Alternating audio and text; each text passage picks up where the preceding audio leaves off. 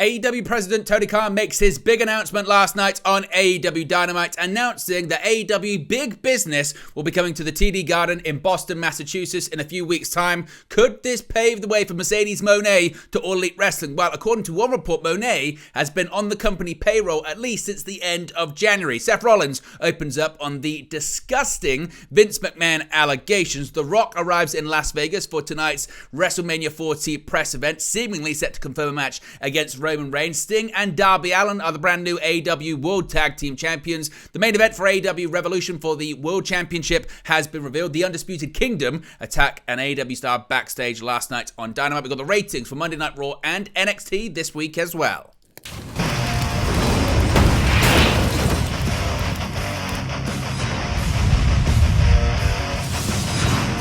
Hey guys, welcome back to Wrestling News 365. Hope everyone is doing very well. As always, plenty of news stories to get into in the world of professional wrestling. Let's start off talking about Tony Khan's big announcement last night on AEW Dynamite. On last night's Dynamite, that being the February 7th edition of the show, Tony Khan revealed his big AEW announcement, and it was in fact big business. AEW President and CEO Tony Khan made an appearance to announce that, as reported previously, there was in fact going to be an event going on sale for the TD Garden in Boston, Massachusetts on March 13.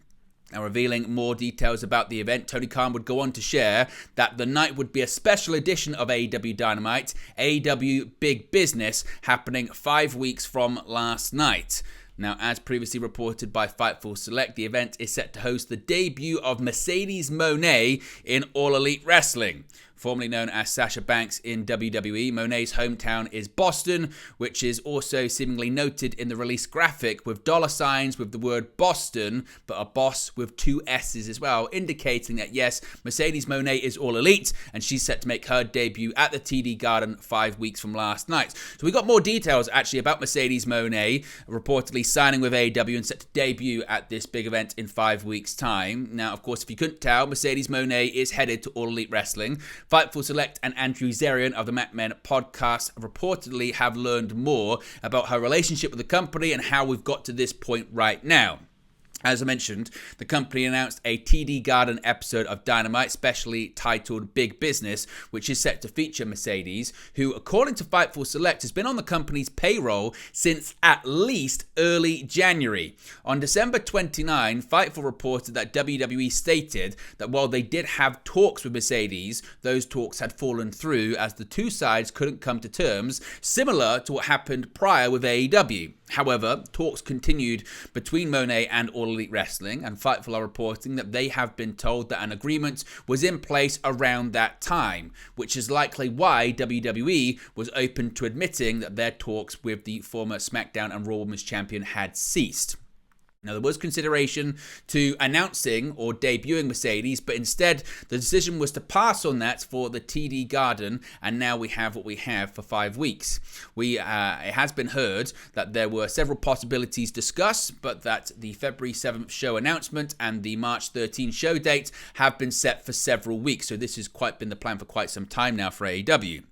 Now, when Fightful reached out about rumors that Mercedes could be highlighted as far back as New York's Grand Slam edition of Dynamite, Fightful were told that Mercedes was nowhere near being ready to be back in the ring at that point. This was also confirmed by New Japan Pro Wrestling sources when reports emerged that they were hoping to book Julia versus Mercedes.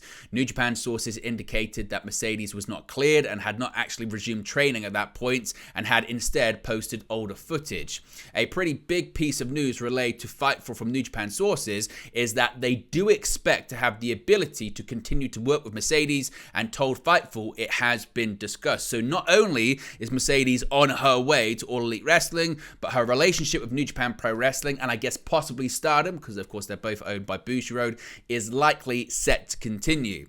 Now, after the announcement, Mercedes, who is expected to debut, as I mentioned, at this big business event in Boston, wrote the following on social media. She said, quote, "I remember when couldn't pay the rent. Now I own the whole building that I'm living in. Sky's the limit when you're never giving in. You get in, you ride it out, and you don't look back again." Of course, if this sentiment sounds familiar, that's because they are the lyrics to her former Sasha Banks' Sky's the Limit theme song from WWE. Now, Obviously, some are saying this is a sign that she's going back to WWE. Well, of course, they've booked the building in the TD Garden, and certainly all the graphics would suggest that Mercedes Mone is coming to All Elite Wrestling. So what are your thoughts on Tony Khan's big announcement? What are your thoughts on Mercedes Mone making her way to AEW? Is this a big signing? How do you think the event is going to do? How many tickets do you think they're going to sell in Boston? Let me know your thoughts and reaction in the comments section below. Now, Seth Rollins has opened up on what's probably the most talked aspect of WWE recently, and that's Vince McMahon and the serious allegations made against him, John Laurinaitis, and the WWE company. Now, despite the controversy over whether Cody Rhodes will finish his story, the biggest story in wrestling remains the lawsuit/investigation into allegations that former WWE and TKO chairman Vince McMahon committed acts of sex trafficking and abuse. On Wednesday, WWE World Heavyweight Champion Seth Rollins became the latest in WWE to break his silence on the matter. Speaking with Maggie and Perloff in a clip posted to social media, Rollins didn't hold back on his thoughts on the accusations, while also noting how removed from WWE's front office environment the talent is. Here's what Seth Rollins had to say about the allegations. Can you imagine what is life like in the WWE without Vince McMahon, with him really out of the picture? Do things change for the talent at all? You know what, day to day for us, it doesn't. It doesn't. It's, we're so far removed as talent from that stuff. Like, it's awful. It's terrible. I hate it. It's a disgusting situation. But we're so far removed from it. Like when we get to work, it's just like, how do we make the show the best possible show we can? Who are we out there with? What's this promo going to be? What's this match going to be? And how do we entertain the fans? Right? Like that, because that's really what our job is. That stuff, like, that's personal stuff. That's business stuff, and that's so far above where we're thinking, where our brains are at. I mean, nothing we're going to say or do making. You know what I mean? We're not going to do anything that's going to impact any of that. It's an awful situation. We're focused on what we do day to day. It'd just be like in any sort of other business structure, right? It's awful, and you feel terrible, and you wish you could have seen it or done something, this and that. But at the end of the day, your job is your job, and that's what we do. We show up and we try to give the people who pay the tickets to come in the best possible show we can. That's kind of our department. Now, when it comes to Rollins' recovery from his recent injury, he has given an update on his torn MCL injury. On the January 15th edition of Raw, Seth Rollins defeated Jinder Mahal to retain the World Heavyweight Championship. But of course, during the course of the bout, Rollins suffered a torn MCL and partially torn meniscus. These injuries would usually cause some months away from the ring, but Seth Rollins has vowed to defend his World Heavyweight Championship at WrestleMania 40 in April, likely now against Cody Rhodes. Speaking on Good Morning Football, Seth Rollins was asked whether he thought he will be healed in time for WrestleMania 40 in Philadelphia. He said, quote, "Oh, WrestleMania 40, no problem. We got this, bad boy. We got this. I'll be back way before then for sure.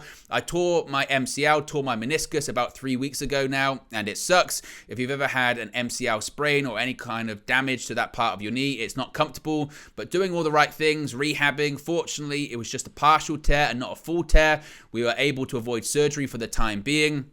We'll see what happens after WrestleMania. We'll see how long I can ride on these wheels, but rehab's going great. I feel great. I feel like I recently just turned the corner, as a matter of fact, on this knee, so I'm feeling really good. Definitely will be ready for WrestleMania. I'm hoping in the next few weeks. So certainly he's suggesting that not only is he going to be ready for WrestleMania, but in fact he thinks he could be back in the ring in just a few weeks' time.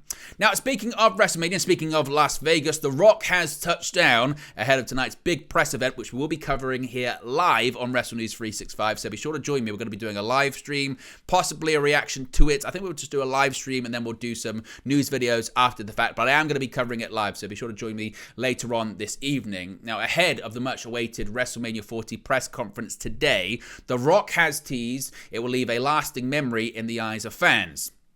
WWE announced recently that The Rock, Roman Reigns, and several others will feature at today's WrestleMania 40 kickoff press conference in the T-Mobile Arena in Las Vegas. WWE's cameras captured The Rock actually landing in Vegas on his private plane, and the Great One had a short but interesting comment. He said, quote, "Welcome to Vegas. I have a feeling this press conference will be talked about forever. Signing off, the long gamer," said The Rock as he stepped into his car. Now, it is expected that the situation regarding The Rock, Roman Reigns, and Cody Rhodes will be addressed in the press conference, as there's been a lot of uncertainty as to who will face Roman Reigns at the show of shows. The Rock made a surprise return to WWE on last week's episode of SmackDown, where he seemingly challenged Roman Reigns to a match, with Rhodes stepping aside despite winning the men's Royal Rumble match just a few days earlier. Fans, though, of course, haven't responded positively to him filling Rhodes' spot in the match, with "We Want Cody" trending on social media, and fans even shouting it during the following Raw show, as well as saying "Rocky sucks." Now, the press conference, which is set to air on social media and Peacock, will also feature World Heavyweight Champion Seth Rollins, the Women's World Champion Rhea Ripley, Bianca Belair, and Rhodes, apart from The Rock and Reigns. WWE has announced that Pat McAfee and Michael Cole will host the show, while WWE Chief Content Officer Paul Triple H Levesque will also be present. What are your thoughts on the press conference tonight, and where do you think this one is going? Let me know your thoughts about that as well. Now, switching back to AEW Dynamite last night, because Sting will seemingly retire in All Elite Wrestling as a champion, possibly, though Matthew and Nicholas Jackson did their best to take out the Icon following his victory with Darby Allin on Wednesday's episode of AEW Dynamite. Sting and Darby Allin, an undefeated tag team, faced off against Big Bill and Ricky Starks for the AEW World Tag Team Championships in the main event of last night's broadcast. This was billed as a tornado tag and saw both teams immediately go to the outside, with Sting waiting to hit a drop on their opponents from a set of steps high above the actual ring ropes. Bill and Starks regained control, however, and sent both Sting and Darby out of the ring. Sting battled back in the match after Big Bill had the legend wrapped up in the ropes. Starks attempted to hit the Icon with his own Scorpion Death Drop, though Sting was able to kick out of it with the help of Darby Allin. Allin hit a coffin drop to Big Bill, and Sting was able to get Starks into the Scorpion Deathlock for the victory. But, as I mentioned following the match, Matt and Nick, now going by their government names of Matthew and Nicholas Jackson, beat down the duo of Sting and Darby Allin, foreshadowing what is widely expected to be their match at AEW Revolution, a match which presumably will now be for the AEW World Tag Team Championships. Of course, it will also be the final match of Sting's professional wrestling career, as announced previously back in October. What are your thoughts on Sting and Darby winning the titles? What did you think of the match, the moment, and what do you think of it being Sting and Darby Allin versus the Young Bucks at AEW Revolution for the AEW World Tag Team Championships in Sting's final match? Let me know your thoughts about that as well. Speaking of AEW Revolution, we have seemingly the World Championship match set for the show now as well. On Wednesday's AEW Dynamite, Hangman Page battled his mortal enemy Swerve Strickland for 30 punishing minutes for the right to challenge AEW World Champion Samoa Joe at AEW Revolution. At the end of the time limit, neither man was victorious. Strickland asked for 5 more minutes. Page refused, but the question still remained, who would challenge Samoa Joe? AEW broadcaster Tony Schiavone announced after the time limit draw that AEW management had decided that Joe will defend his title in a 3-way match against both Strickland and Page. Hangman was apoplectic at the decision, feeling that Strickland merely survived him instead of beating him, as was AEW World Champion Samoa Joe, who felt neither man was deserving of the match, as neither had won. AEW Revolution is set to take place on March 3rd in Greensboro, North Carolina, at the historic Greensboro Coliseum. The headlining match of the night will be the retirement match, as mentioned, of Sting, who will team with Darby Allin in his final match, seemingly against the Young Bucks. Along with Joe, AEW Women's World Champion Toni Storm will defend her title against Deonna Purrazzo, while AEW International Champion Orange Cassidy will defend his title against Roderick Strong. Speaking of last night's AEW Dynamite, the Undisputed Kingdom once again made their presence felt. In an earlier segment featuring Renee Paquette interviewing Orange Cassidy, Trent Beretta, and Rocky Romero, she asked about Chuck Taylor, who was out with injury. Orange Cassidy provided the update that Taylor was actually there in Phoenix, Arizona tonight, getting checked out. Later in the show, there was a cut to backstage where an attack was already in progress. Adam Cole, still seated in a wheelchair, seemed to be running point on an assault on Chuck Taylor as the Undisputed Kingdom were executing the beatdown. Cole would get in the face of the ailing Taylor, seemingly signaling that a Best Friends versus Undisputed Kingdom feud could be on the horizon soon. What do you make of the Undisputed Kingdom?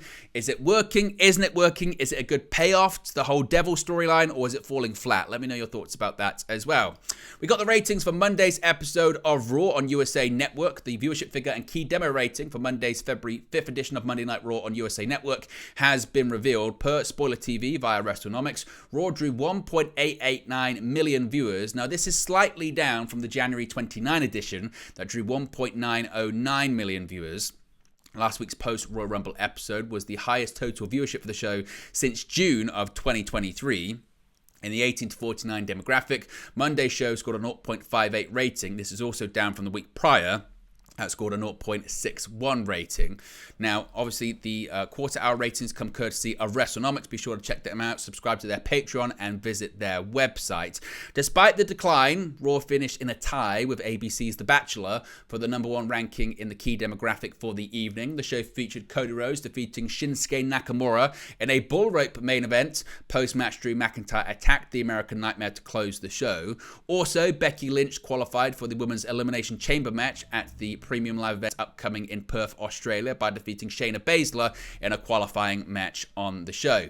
Speaking of ratings as well, we got the ratings for this past Tuesday's episode of NXT on the USA Network. The post-Vengeance Day episode of NXT posted similar ratings to the previous week, with a slight gain in overall viewership and the key demographic.